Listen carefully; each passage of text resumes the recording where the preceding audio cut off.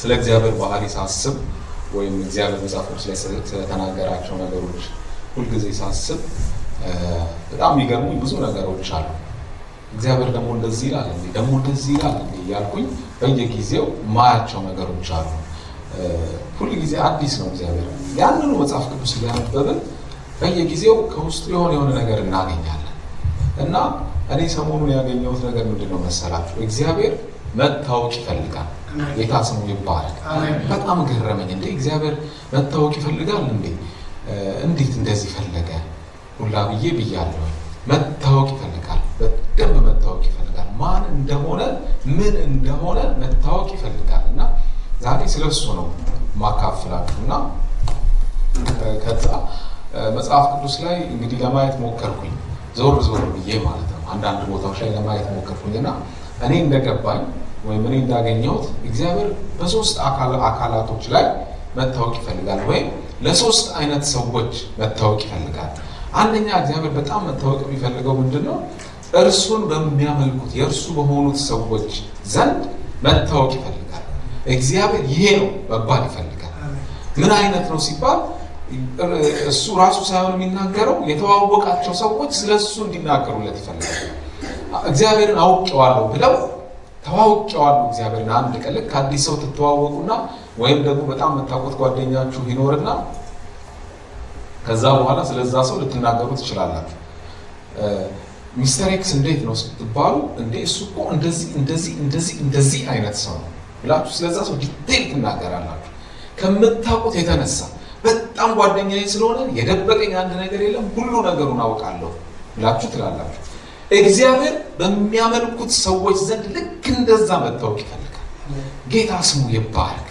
ሌላ ደግሞ በማያውቁት ሰዎች ዘንድ መታወቅ ይፈልጋል። አሁን ድሮ ይሄን ቃል መጠቀም በጣም ደስ አይለኝም። አህዛብ የሚለውን ቃል ለምንድን ነው ደስ የማይለኝ የነበረው? እኔ በኋላ ላይ ስለሆነ የዳንኩት አህዛብ እያሉ እንደሚያዩን ሳስብ በጣም ያበሳጨኝ ነበር። እና ግን በጣም የሚገርመው በዚህም ዘመን እግዚአብሔርን የማያውቅ ሁሉ አህዛብ እና በእነሱ ዘንድ እግዚአብሔር መታወቅ ይፈልጋል። የእግዚአብሔር ባልሆኑት ዘንድ እግዚአብሔር መታወቅ ይፈልጋል። በጣም የሚገርማችሁ እግዚአብሔርን የማያውቅ አንድም የለም። ወይ በመጥፎ ወይ በጥሩ ወይ ስለ እግዚአብሔር ሰምተው ወይ ደግሞ ከሰዎች አግኝተው ወይ ከተፈጥሮ ተረድተው እግዚአብሔርን ያውቁታል። እና እኔ አንድ ጓደኛ አለኝ ቱር ጋይድ እና ከሱ ጋር ብዙ ቦታ ሄደናል እዛ ኢትዮጵያ እያለን እና በጣም የሚገርመኝ ጅንካ ያገኘናቸው ሴትዮ ናቸው። ጅንካ ከሄድን በኋላ የተወሰነ ኪሎ ሜትር በሞተር ሄደን በና የሚባል ማህበረሰብ ያለበት ቦታ ላይ ያለች ሴትዮ አለች እና ስሟ ወይዘሮ ጅንካ ይባላል። ሴትዮዋ ራሱ ምንም ልብስ አትለብስም፣ ግን በጣም ብዙ ቱሪስቶች ያውቋታል። እና ጅንካ በዓለም ዙሪያ ነው የምትታወቀው። ሴትዮዋ ከከተማው በላይ ሴትዮዋ ገናለች። ምንድነው ከሞተር እንደወረዳችሁ ቤቷ ጫፍ ላይ እና ልክ እንዳየቻችሁ አንድ ነገር ነው የምታደርጉት። ቶሎ ልብሷን ይሄ ቆዳዋን ቶሎ ትለብሳለች። እዚህ ላይ ጌጦች አሉት እሷን ታደርግ ምናምንና ቡና ትጥድና ግብ ወደ ቤት ትላለች። በዚህ ብቻ በጣም ብዙ ገንዘብ ነው የምታገኘው። እና በና ማህበረሰብ ጋር ሄዶ ወይዘሮ ጅንካን ሳያውቅ የሚመጣ ሰው የለም። ዩቲዩብ ላይም አለች እቺ ሴትዮ። ማት ፈረንጆች ናቸው የሚቀርጸው። እና እሷን ሴትዮን አግኝቻት አውቃለሁ። ማግኘት ብቻ ሳይሆን አስፈቅጃት እነሱ ግቢ ውስጥ አድሬ አውቃለሁ። ካምፕ አድርገን አድረን እናውቃለን። ከዛ በኋላ ስለ እግዚአብሔር ማንሳት ጀመረ እና አማርኛ ትችላለች እቺ ሴትዮ። ከሌላው ሰው ለየት የሚያደርጋት ቱር ጋይዶችም የሚወዷት ለዚህ ነው።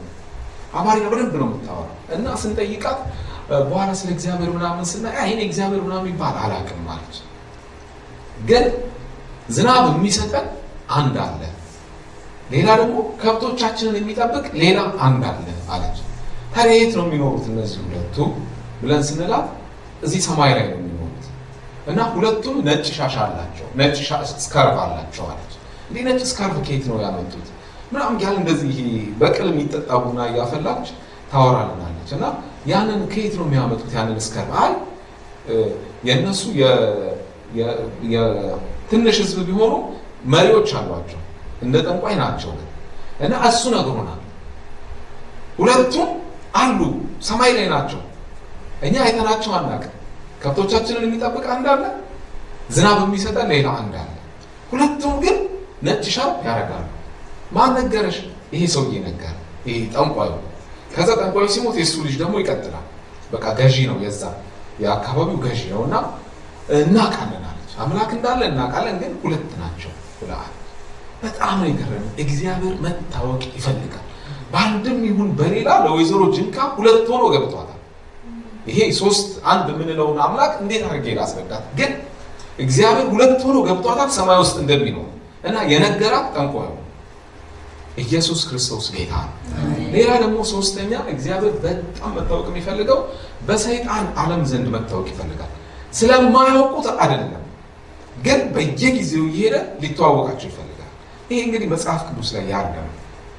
አብረን እነሱን ነገሮች እነዚህን ቃሎች እናያለን። ጌታ ስሙ ይባረክ። እኔ በጣም ደስ የሚለኝ ዘጸአት ምዕራፍ 7 ቁጥር 5 ላይ እግዚአብሔር አንድ ነገር አለ፣ የሆነ ነገር ላደርግ ነው ብለዋል እና ሙሴን አናገረው። ከዛ ልክ ሙሴን ሲያናግረው እኔ እግዚአብሔር እንደሆነ ምን ያደርጋሉ አለ፣ ያውቃሉ። እነማን ናቸው የሚያውቁት? ሁለት አካላት በዚህ ሰዓት ያውቃሉ አለ። በስጋ የሚታይ በአዲስ ኪዳን ሲሆን 3 ይሆኑልናል። እንዴት መሰላችሁ? በአዲስ ኪዳን 3 የሚሆኑልን ከፈርዖን ጀርባ ያለው መንፈስም ጭምር ስለምናውቅ፣ በአዲስ ኪዳን የሰው ጠላት ስለሌለ ከስጋና ከደም ጋር ስለማንዋጋ እና ያውቃሉ። ማን ነው የሚያውቀው? አንደኛ እስራኤላውያን ከ430 ዓመት በፊት የገባውላቸው ቃል ኪዳን አስቤ እንደመጣው እንደወረድኩኝ ያውቃሉ። ሁለተኛ ፈርዖን ደግሞ እኔ ማን እንደሆነ እተዋወቀዋለሁ።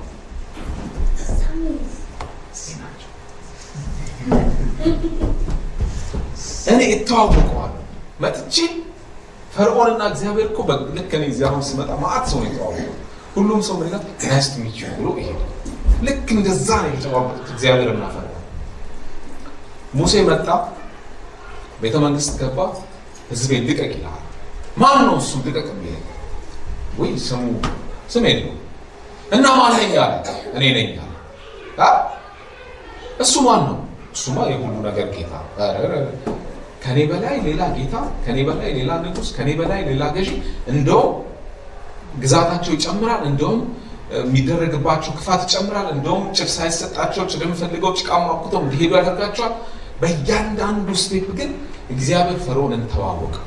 9 መቅሰፍቶች አለ፣ 9 አማልክቶች፣ 9ኙንም አማልክቶች እየገደለ ምንድነው የሚባለው? ልክ እኮ ቀይ ባህርን ደም ሲያደርገው በቀይ ባህር ውስጥ ያለው ዘንዶ እኮ ሞቶ ማለት ወደ ደምነት የተቀየረው። ልክ እኮ ፀሐይ እኮ ጨለማ እኮ ሲሆን እኮ የፀሐይ አምላክ እኮ ሞተች እኮ ነው የተባለው በግብፅ ውስጥ። የፀሐይ አምላክ ሞተች።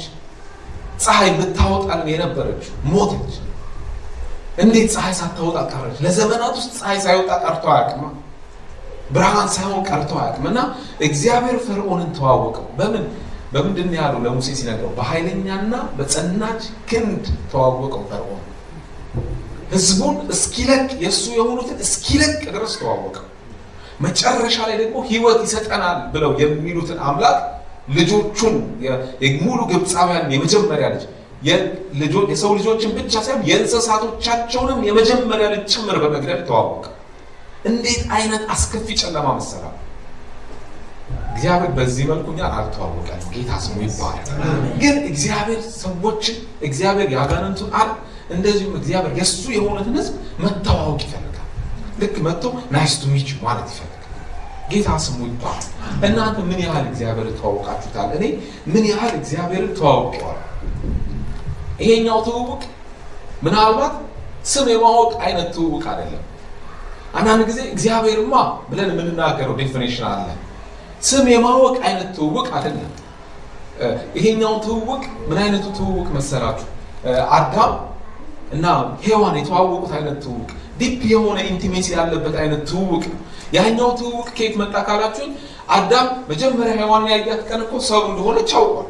እቺማ አንተ ከአንተ ስጋዋ ከስጋዬ ነው ምናምን አለና ተናግሯል። አልተናገረም? የእሱ አይነት እንደሆነች ተናግሯል። አውቋል ማን እንደሆነች በደንብ አድርጎ አውቋል። ግን ደግሞ እነ አቤልና ቃየል ሲወለዱ የተዋወቃት አይነት መተዋወቅ አይነት ኢንቲሜሲ ግን የላቸው። ሰው እንደሆነች አወቀ። በሁለት እግር እንደምትሄድ አወቀ። ከሱ ውስጥ እንደወጣች አወቀ። ስዕል ላይ እንዳየናት ቀይ እንደሆነች አወቀ እንጂ በትክክል ማን እንደሆነች ግን አላወቀ። ልጅ እንደምትወልድ ያ ብቃት እንዳለ አላወቀም ማለት። ሔዋን አዳምን ሔዋንን አወቃት። ይሄኛው እውቀት ትክክለኛ የሆነው አዳምና ሔዋን ሰው ሆነው የተዋወቁበት አይነት እውቀት የመጣው ልክ እና አቤል ሲወለዱ ነው። በእኛ በመጽሐፍም አንብባችሁት ይሆናል። አፄ ቴዎድሮስ ዓለም የሚባለው አንድ ነገር አለ አይደል? ገብርዬ ድንገት አንድ ቀን አስቸገሩ። ገብርዬ ማለት የአፄ ቴዎድሮስ እንደ ቀኛማች ነገር ናቸው፣ የቅርብ ሰው የሚባሉ የጦር አዝማች ናቸው። እና ከዛ ሚስታቸው ድንገት አፄ ቴዎድሮስን ተናገረቻቸው ቤተ መንግስት ውስጥ። ከዛ በኋላ ገብርዬ ተናደደ። እንዴት ትናገራቸዋለች ንጉሴ ብድግ ብሎ በቃ እንዴ ንጉስ ምን ትላለህ? እና እዛ ጋር አፄ ቴዎድሮስ አሉት የተባለው ነገር በጣም ደስ ይላል። አይ ገብርዬ አሉት፣ አንተ የምታውቀኝ ታጥቄ፣ እሷ የምታውቀኝ አውልቄ። ለካ ሚስት ከቅርብ አለቃ በላይ ታውቃለች።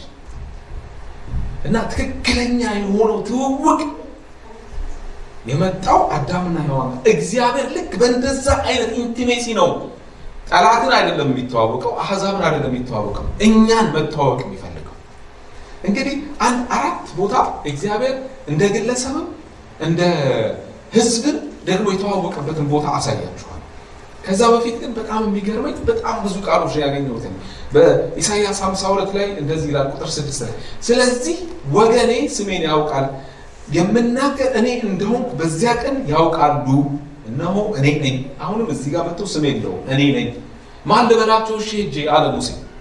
ማን ትላቸዋል? እኔ እኮ ስሜ የለኝም። ስም ባህሪን ይገልጣል። እግዚአብሔር አንድ ስም ቢኖረው አይሁዶቹ በጣም ከአቅም በላይ ሲሆን 39 ላይ ደረሱት። ምክንያቱም ለሆነ ባህሪው ስም ሲያወጡለት ያህዌ ምናምን ሲሉ ያህዌ እንትን ሲሉ ለባህሪው ሁሉ ስም ሰጥተው 39 ደረሱ። ግን ገና ተገልጦ አላለቀም እሱ እና እሱ ግን ራሱን ሲያስተዋውቅ ሙሴን መጣና በቃ እኔ ነኝ። ማን ይላክ እንደዛ ልበላቸዋል። እኔ የሆነ ልኮኝ እዚህ ኢሳይያስ ላይ መጥቶ ያን ጊዜ ስሜን ያውቃሉ። እኔ ነኝ። ደስ ሲል ምን አይነት መተዋወቅ ነው እግዚአብሔር ከእስራኤል ጋር ያለው። እንደዚህ ብቻ ደግሞ አይደለም። ለአሕዛብ ደግሞ ሲተዋወቅ በመካከላችሁ ስኖር ማን እንደሆንኩ ያውቃሉ። ዘጸአት 29 ቁጥር 46 ላይ እንግዲያው በቃ ታቦት ይመጣል ቤት ትሰሩልኛላችሁ አይደል? ዘጸአት 25 ላይ አይደለ? በቃ አሁን በመካከላችሁ መኖር እፈልጋለሁ አለና ቤት ትሰሩልኛላችሁ አላችሁ። እንዴት? በቃ ምን አብረን ነው የምንኖረው፣ ከዚህ በኋላ ከህዝቤ ጋር አብሬ ነው የምንኖረው አለና ጀመረ እግዚአብሔር። ከዛ ምንድነው በመጀመሪያ ታቦት ይሰራል። እንደገና ደግሞ ታቦቱ ውስጥ የሚቀመጠው ጽላት ይሰራል። ከዛ በኋላ እንደዚህ ይደረጋል። እንደዚህ አይነት ከለር ያላቸው መጋረጃዎች ተደርገው እንደዚህ አይነት ድንኳን ተሰርተው ከዛ በኋላ ከዛ ቅድስተ ቅዱሳን ከዛ የመገናኛ ድንኳን ተደርጎ እኔ በመካከላችሁ እኖራለሁ አለና ከዛ በኋላ ግን አሕዛብ ምን ያደርጋሉ? እኔ በመካከላችሁ እንደምኖር ያውቃሉ። አንድ ቦታ ላይ በጣም ይገርመኛል። አንደኛ ነገሥት ላይ መሰለኝ ፍልስጤማውያን ከእስራኤል መንደር እልልታና ጭፈራ ሰሙ እና እልልታና ጭፈራ ሰሙና ይሄ የምን ድምፅ ነው? አይ ቲንክ እግዚአብሔር አምላካቸው በመካከላቸው ነግሷል። ዛሬ ይህን እልልታውን ይለዩታል። ኢየሱስ ክርስቶስ ጌታ ያውቁታል። እግዚአብሔር አብሮ ሲኖር ያለውን እና አብሮ ሳይኖር ያለውን እኛ ሳይገባን እነሱ ያውቁታል። ይሄ ብቻ አይደለም። በጣም ብዙ ቦታ ላይ አሁን ለምሳሌ ረዓብ ያቺ በኢያሪኮ መንደር ውስጥ የነበረችው ጋለሞታይቱ ረዓብ እሷ እኮ አንድ ነገር ነው ያለችው። ስንትና ስንት ዓመት ሙሉ እስራኤል ሲጓዝ በምድረ በዳ ታሪካቸው ቀድሞ ኢያሪኮ ገብተው ነበርና እነዛን ሁለት ሰላዮች ስታገኛቸው አይ አለች እና እኔ አሁን ከእናንተ ጋር ነው የምቆመው፣ ምክንያቱም ሰምቼ አውቄያለሁ። ይሄ ህዝብ አለ አይደለ በለዓም ይሄ ህዝብ እርገም ሲባል አይ ይሄ ህዝብ አለ በሬ በፊቱ ያለውን ሳር እንደሚጨርስ በፊቱ ያለውን ሁሉ እየጨረሰ የሚሄድ ነው አለና 9 ነገስታትን ጨርሶ ኢያሪኮ ጋር ደረሰ። 10ኛው ታውቋቸዋላችሁ። ኢናቃውያን፣ ኢያቡሳውያን፣ ጌርጌሳውያን፣ አሞራውያን ምናምን ይባሉ ከነዓናውያን ሁሉንም በሬ በፊቱ ያለውን ሳር እንደሚጨርስ እንዲሁ ይጨርሳል እና ልክ ረዓብ ጋር ሲደርስ እኔ ሳር አይደለሁም ማለት አውቄያለሁ አምላካቸው እና አይኖ ኃይለኛ እንደሆነ ሰምቻለሁ ታሪካቸውን፣ ስለዚህ ይተባበራሉ። አይታችኋል። አሕዛብም ያውቃል ከኛ ጋር ማን እንዳለ። ይሄን እንግዲህ ፐርሰናል አድርጉት ስለራሳችሁ። ከእናንተ ጋር ያለው ማን እንደሆነ በእልልታችሁም ጭምር ይታወቃል። አሜን። ዝናችሁም እንኳን ተነግሮ እንደ እስራኤል ይታወቃል፣ ሳትደርሱ ይታወቃል። አሜን። ለምን? እግዚአብሔር ከነርሱ ጋር እንዳለ አውቀናል ማለት ነው። ንጉሱ እኮ ቢያውቅ ጥሩ ነበር። ግን ያወቀችው ታውቃለች ተብላ ማትታሰብ ከአሕዛብ ዘንድ ግን መታሰብ የነበረባት ሁሉ የሚጠላት አይነት ሴት ግን አወቀች። እንዴት አይነት ብልህ ናት! ጌታ ስሙ የተባረከ። እንግዲህ ከዚህ በላይ አላስረዝመው።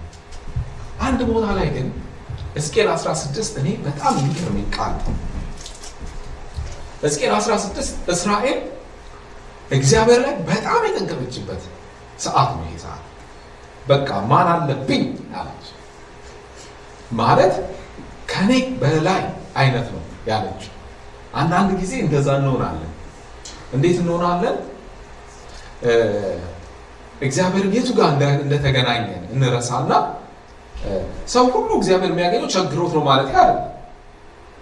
ኢንፋክት ሰው የሚቸገረው ወይም የሚራበው ጌታን ካገኘ በኋላ ነው። ለምን? ሰይጣንን ምንም ይበሳጭበታል እንጂ እግዚአብሔር እንደው ሁሉ የጎዳና ተዳዳሪውን እየሰበሰበ ነው ሰው የሚያደርገውና የሚል አይነት እኔ እሱ አመለካከት የለኝም። እርግጥ የጎዳና ተዳዳሪውን ያቆማል፣ ሀብታሙንም ያቆማል፣ ሁሉን ያቆማል እግዚአብሔር። ጉዳዩ አለ። ግን ስለ እስራኤል ሲያወራ ግን በጣም ተበሳጭቶ ቃሉ ምናልባት ልክ ካልሆነ ልክ ልክሽን ልንገርሽ ነው ያላት። እዚህ ጋር ሕዝቅኤል 16 እስራኤል ልክ ልክሽን ልንገርሽ ማን እንደሆንኩኝ ትያለሽ አይነት ነው። ፊልም ላይ ወገባቸውን ይዘው እንደሚናገሩት አይነት ሰዎች እና ሲቆጥር በአንድ ጊዜ የሚጠራት ከየት እንደሆነ ላምብላ ሙሉ እስከ ቁጥር 14 እናንተ አንብቡት። ግን የተወሰነችዋል ልንገራችሁ። የእግዚአብሔርም ቃል ወደ እኔ እንዲህ ሲል መጣ። የሰው ልጅ ሆይ ለኢየሩሳሌም ርኵሰቷን አስታውቃት፣ እንዲህም በል ጌታ እግዚአብሔር ለኢየሩሳሌም እንዲህ ይላል፣ ዘርሽና ትውልድሽ ከከነዓን ምድር ነው። አባትሽ አሞራዊ ነበረ፣ እናትሽም ኬጢያዊት ነበረች። እሷ እስራኤል ረገጥኳቸው አጠፋኋቸው ከምትላቸው ከ9 ህዝቦች ውስጥ ነው ለካ ተወልዳ የመጣችው። ምክንያቱም አብርሃም የሚባል አንድ ሰውዬ በከለዳውያን ኡር መንደር ውስጥ ሳራ የምትባል አገብቶ ነበር ለካ የሚኖር። ለካ አብርሃም ጂኑ ኬጢያዊ፣ ለካ ሳራ አሞራዊት ናት። ኢየሱስ ክርስቶስ ጌታ። እኛም እግዚአብሔር የሚያውቀን ልክ እንደዚህ ነው ላችሁ። እኛ እግዚአብሔርን ማወቅ አለብን፣ ልኩን ማወቅ አለብን፣ ጀግንነቱን፣ ኃይሉን፣ ክብሩን። በኋላ መጨረሻ የምናጠቃልለው በዛ ነው። ልናውቀው ያስፈልጋል። እርሱም ግን እንደሚያውቀን ማወቅ አለብን። ደረታችንን እንዳንነፋ ይጠቅመናል። ከዛ በኋላ ምንድነው ወደታች እየወረደ ምንድነው የሚላል? እንዴ እኔ እኮ ስመጣ ራቁትሽን ተጥለሽ አንዲት ሕፃን ተወልዳ እንደምትጣል አይነት ትርጉም ነው የሰጣል። ከዛ ግን በአንቺ ጋር በቃ ላልፍ ስል አየሁሽና መሞት ነበረብሽ ነው ግን በቃ በህይወት ነው ያልኩሽ አይነት በቃ ትኑር። አንዳንድ ስም የለም ኢትዮጵያ ትሁኔ የሚባል ስም አለ። በቃ ማለት ትሁን በቃ ኢትስ ኦኬ። ባትወለድ ጥሩ ነበር፣ ከተወለደች በቃ ትሁን አይነት እንደዚህ አይነት ስም እኮ የሚያወጡ አሉ ለልጆቻቸው። በቃ እኛ ሰፈርም አሉ ሆነ ሴት ትልቅ ሲሆን ትሁኔ ይባላል። ይሁን በቃ እና ልክ እስራኤል ለካ ትሁኔ ና እኛ ማለት ነው። እግዚአብሔር ድንገት መጥቶ እሺ እደግ ብሎን ነው። ልካችን እሱ ነው። እና ሲነግራት እንዴ ስንተዋወቅ ነው እኔና አንቺ እስራኤል ስንተዋወቅ ራቁትሽን ሆነሽ አግኝቼሽ ከዛ በኋላ እኮ ነው ቆዳ እንደገና አምጥቼ ታስታውሳላችሁ? አዳምና ሔዋንን ምን አለበሳቸው? ቆዳ አለበሳቸው። የለፋ ቆዳ አምጥቼ ምን አደረኩሽ? አለበስኩሽ። ራቁትሽን ሆነሽ ሳለሽ እንደገና እሱ ብቻ አይደለም፣ በጣም ደስ የሚል ይሄ ፋይን የሆነ የተፈጨ ዱቄት እንደገና አድርጌ አበላሁሽ። ቁጥር 7 እሱ ብቻ ደግሞ አይደለም፣ እንደገና ደግሞ ስታድጊ ደግሞ ጌጥ አልቀረባትም። እዚህ ጋር ማመት ትችላለህ። በአፍንጫሽ ላይ፣ በእጅሽ ላይ፣ በአንገትሽ ላይ ወርቅ አደረኩልሽ፣ በጆሮሽ ላይ ጉትቻ አደረኩልሽ። እንደዚህ ብዬ ነበር በቃ ያዘነጥኩሽ ይላል። እውነትም ስታዩ የእስራኤልን ታሪክ ከነዓናውያን ምን አጠፉ? በብሉይ ኪዳን ኢያቡሳውያን ምን አጠፉ? ከዛው አሞራዊና ኬጢያዊት አንስቶ እግዚአብሔር መርጦ ሕዝብ አድርጎ ለራሱ ካራመደ እነዛኑ ደግሞ መልሶ አጠፋ። ዝም ብሎ ወደደው አብርሃም። እግዚአብሔር እኮ ዝም ብሎ ነው። ጌታ ስሙ ይባላል። ምንም እኮ ኖሮን አይደለም። ታዲያ ለማጠቃለል ጠላታችን ያውቃል። ዛሬ እንጸልያለን። ማን ከኛ ጋር እንዳለ እግዚአብሔር ከኛ ጋር ያውቃል። እሱ ብቻ አይደለም፣ እኛም ደግሞ እናውቃለን። ግን አንድ ሁለት ኢንካውንተሮች ብነግራችሁ ደስ ይለኛል። እግዚአብሔርን ስንተዋወቅ ምን አንዳንድ ጊዜ እንትን የሚባላል አኖይንቲንግ አለ፣ ኢንቫይሮንመንታል አኖይንቲንግ የሚባላል። ምንድነው መሰላችሁ? እሱ አንድ በጣም የተቀባ ሰው ኮንፈረንስ ውስጥ ይመጣና ድንገት ከዛ እሱ ሰውዬ ሲጸልይ ሰው ሁሉ ይፈወሳል። እንደዛ አጋጥሞኝ ያውቃል። ከዛ በኋላ ከፊት ያሉትን አንድ 5 ሰዎች ያነሳና ህዝቡ ሲበዛበት ለ5ቱም ሰዎች ይጸልይና በሉ ሂዱና ጸልዩ ሲባል የጸለዩት ሰዎች በሙሉ 5ቱም ሰዎች ይፈወሱና ከዛ በኋላ ሰውየው ሲሄድ ሰዎቹ መፈወስ አይችሉም። ቅድም የሰራው ምኑ ነው? ኢንቫይሮንመንቱ ነው። ሰውየው ጸልዮ ተሸክሞት የመጣው ፕሬዘንስ ዝም ብሎ ቤቱን አነቃንቆታል። ሳኦል ማለት ነው የነቢያት ልጆች ጋር ልክ ሲቀላቀል ትንቢት እንደተናገረ። በአዲስ ኪዳን እግዚአብሔር ኢንቫይሮንመንታል የሆነ ኢንካውንተር እንዲኖረን አይፈልግም፣ ፐርሰናል እንዲሆን ይፈልጋል። ጌታ ስሙ ይባላል። እንደ ሳኦል አይነት ቅባት ሊቀባል አይፈልግም። በአዲስ ኪዳን የሳኦል ቅባት የሚሰበር ቅባት። ታስታውሱ ከሆነ ሳሙኤል ሳኦልን ሊቀባው ሲሄድ በምንድን ነው ዘይት ይዞ ሄደው? በብርሌ። ዳዊትን ሲቀባው በምንድን ነው ይዞ ሄደው? በቀንድ። የቀንድ ዘይት ሁሌ አይሰበርም፣ ፐርሰናል። የብርሌ ይሰበራል፣ ብርጭቆ። ኢየሱስ ክርስቶስ ጌታ። ይኸውላችሁ አሁን ሙሴ ልክ በኮሬብ ተራራ ላይ እግዚአብሔርን ሲተዋወቀው ፐርሰናል ነው። አሮን ግን በሙሴ ነው እግዚአብሔርን የተዋወቀው። ስለዚህ ጉዳዩ አይደለም ዞር ብሎ ጥጃ ይሰራል። በኢየሱስ ስም ይሄ አይሆንብንም። የሙሴ አይነት የኮሬብ ተራራ ትውውቅ እግዚአብሔር በሕይወታችን ያድርግ። አሜን። ምን መሰላችሁ?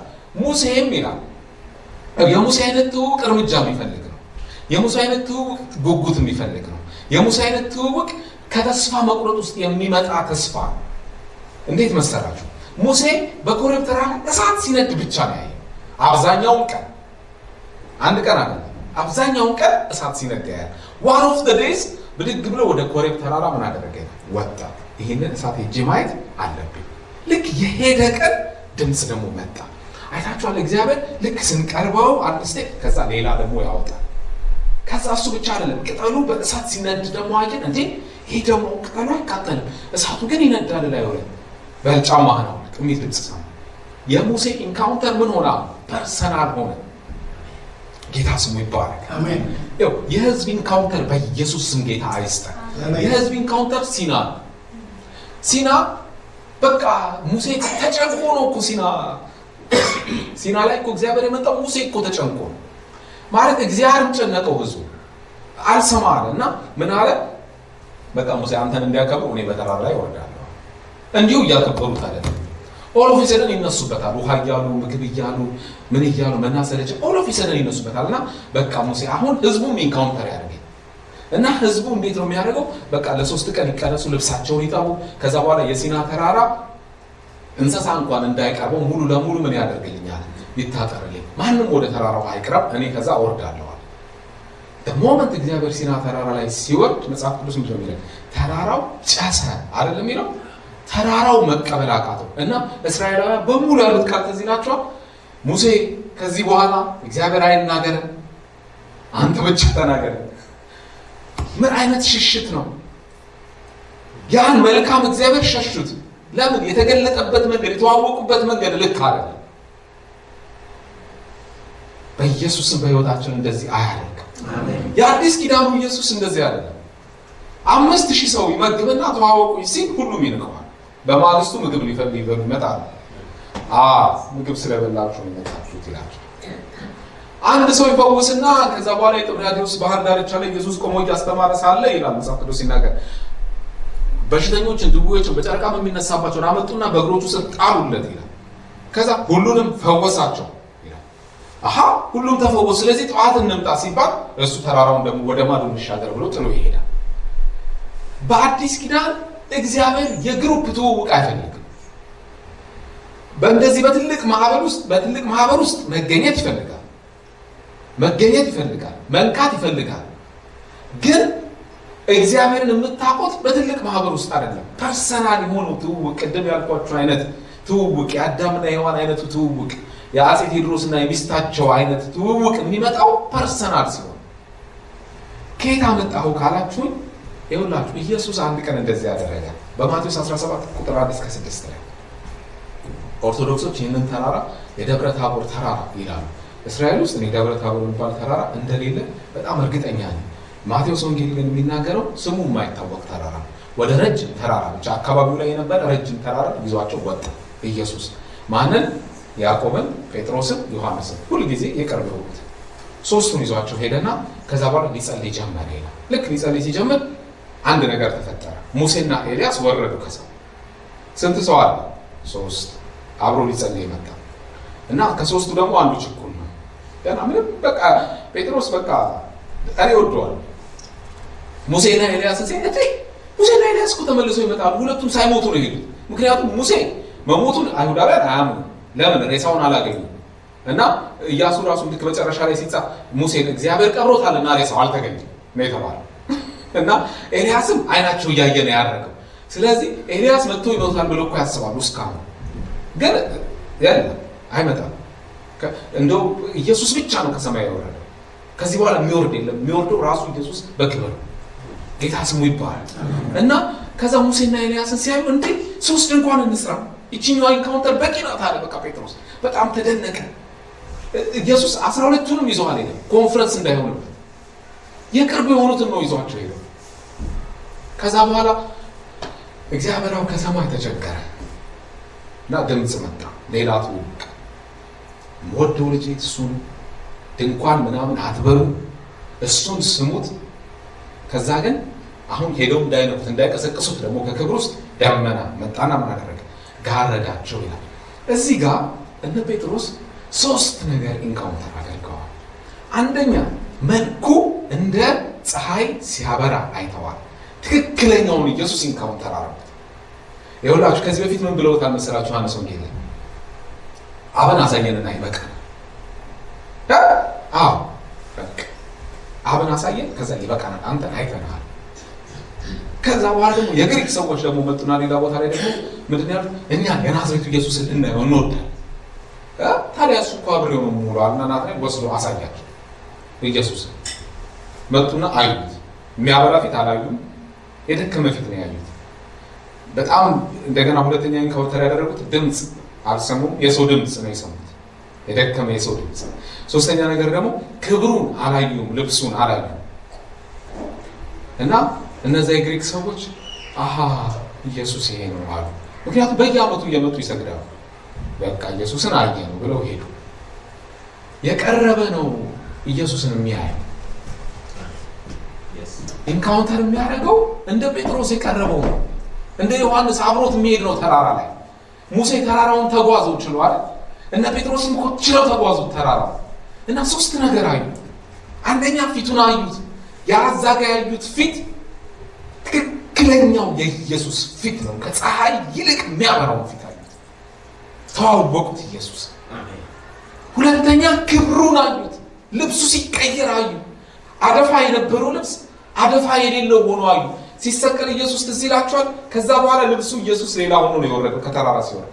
ሲሰቀል ልብሱን ቀደው ሊካፈሉት ሲሉ መቀን የሚቀደድበት የለም፣ ጋርመንቱ የተሰፋ አለ።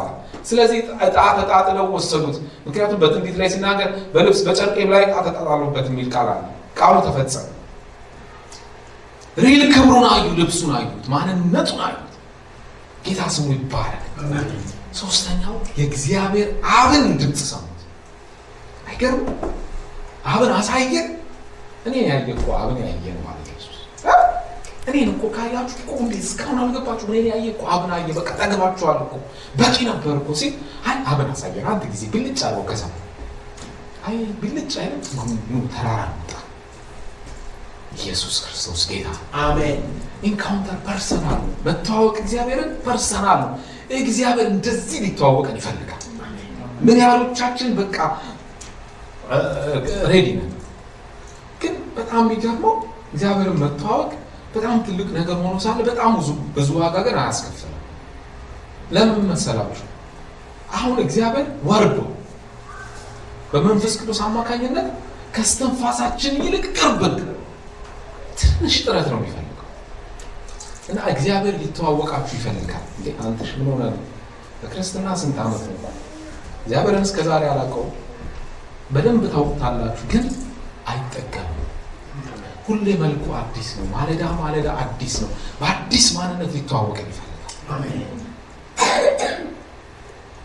40 ዓመት በምድረ በዳ ሲመራቸው 40ውንም ዓመት ሁሉ ቀን አዲስ ነገር ነው እያደረገ ይመራቸው እና ኢያሱ ጋር ሲደርስ አሁንም ባህር መጣ አይደል ዮርዳኖስ እና ኢያሱ ከሙሴ እንደተማረ ታላላ በትርብሪክ ጋር ዮርዳኖስ መጣው አልመጣው አይ አሁን ደግሞ ታቦት አለ ረግጣችሁ ቆሙ ሌላ መከለል እግዚአብሔር በተዋወቅነው ቁጥር ሌላ እርምጃ ሌላ አይነት የባህር ከፈላ ነው የሚያሳየን ሌላ አይነት የአዋጅ ቅየራ ነው የሚያሳየን በተዋወቅነው ቁጥር ሞራ አብረን ጊዜ ባጠፋን ቁጥር ይሄ ብቻ አይደለም እግዚአብሔር ጠላቶቻችንንም መተዋወቅ ይፈልጋል አስተዋውቁት ለጠላቶቻችሁ በደንብ አስተዋውቁት ቢሮ ከሆነ ብቻ በምትፈልጉ ጠላታችሁ ጋር እንዳለ እናንተ ታውቃላችሁ በጌታ ሆይ ይኸው ውረድ እና ምን ታር በእውነት ይታይላችሁ በአዲስ ኪዳን እኮ መጥቶ ይተዋወቀዋል በደንብ መጥቶ ይተዋወቀዋል ናቡከደነፆር ትዝ ይላችኋል አንበሶች ጉድጓድ ውስጥ ዳንኤልን ጣለውና ከዛ በኋላ የምታመልከው አድኖ ይሆንን ሲል ንጉሥ ሆይ ሺህ ዓመት ንገሥ እኔ አለሁ ተከፈተና የዳንኤል አምላክ ከዚህ በኋላ አለ በአንድ ጊዜ አለቆቻችሁን እንዲተዋወቅ ትፈልጋላችሁ ያው ተዋወቅ ለምን ፈርዖንን መጥቶ ተዋወቀዋል በኃይለኛ ክንድ ተዋወቀዋል በጸናች ክንድ ተዋወቀዋል መጥቶ ፈርዖንን ጨበጠው ፈርዖን ያቆመውን ታውቃላችሁ የተፈጠረውን ታውቃላችሁ ሌላ ዓለምን ሁሉ ግን ኢየሱስ የተዋወቀበት ትውውቅ በጣም ይገርመኛል መጨረሻ ይቺ ነው ሲና ተራራ ላይ መጥቶ ሲናን አጭሶት የተዋወቀ ጌታ ጎልጎታ ላይ መጥቶ ራሱ ጨሰ ሙሉ ለሙሉ ሞተ ምን አይነት ትውውቅ ነው ዓለምን ሁሉ በፍቅር ተዋወቀ እንደ አዲስ ከነዓናዊ የለም ኢያቡሳዊ የለም ኬጢያዊ የለም የግሪክ ሰው የለም ባሪያ የለም ጨዋ የለም ያው ቃል የሆነ ኢየሱስ ሲና ላይ እኮ መጥቶ የጨሰው ተራራው ያቃተው ወደ አመድነት የተቀየረው ሲና ላይ የመጣው ክብር እሱ ራሱ ክብር አንድ እንጨት ላይ ጸጥ ብሎ ሞተ እግዚአብሔር ዓለምን ሁሉ በአዲስ ኪዳን የተዋወቀው በዚህ መልክ ደስ አይል እኛንም የተዋወቀን በዚህ መልክ ከዚህ መልክ ስላስጀመረን ጌታ ስሙ ይባረክ አሜን እንኳን ከፍቅር አስጀመረን አሜን እንኳን እንደ ፈርዖን መጥቶ አላስደነገጠን ምናልባትም አንዳንድ ጊዜ እንኳን እንደ ሙሴ በእሳት አልጀመረም ምክንያቱም እስራኤላውያን እኮ እሳት አይተው ሙሴ ከዚህ በኋላ አንተ ብቻ ተናገረ እግዚአብሔር የሚባል እንዳይመጣ ከዛ በኋላ እኮ አልመጣም አላናገራቸው እስቲ ሙሉ መጽሐፍ ቅዱስን በማህበር አንድ ጋር ወርዷል እግዚአብሔር አልወረደም በቃ እንደፈሩት እንደተከባበሩ አለቀ ብሉይ ኪዳን ኦልድ ቴስታመንት ተዘጋ አንዳንድ ሰው ጋር ይመጣ ኢሳይያስ ጋር ይመጣል ሕዝቅኤል ጋር ይመጣል እነ ዳዊት ጋር ይመጣል አንዳንድ ሰው ጋር እነ ኤልያስ ጋር እነ ሳሙኤል ጋር ይመጣል ሳሙኤል ይመጣል ለብቻ ያወራዋል እንዲሁ እንደሸሹት እንደሮጡ ከሱ እስራኤል ይኸው እስካሁን እየሮጠች አይናገረን እንዳሉ ይኸው እኛ ግን በኢየሱስ ስም ይናገረን አሜን ለመምከርም ለማስተማርም ለመገሰጽም ቢሆን ይናገረን አሜን ጌታ ስሙ ይባረክ ደስ የሚለው ግን አዲስ ኪዳን እንደ ጎልጎታ ነው የሚናገረን በፍቅር ነው የሚናገረን እስቲ ዛሬ በዚህኛው ትውውቅ ስለተዋወቀኝ አመሰግናለሁ ብለን አብረን እንጸልይ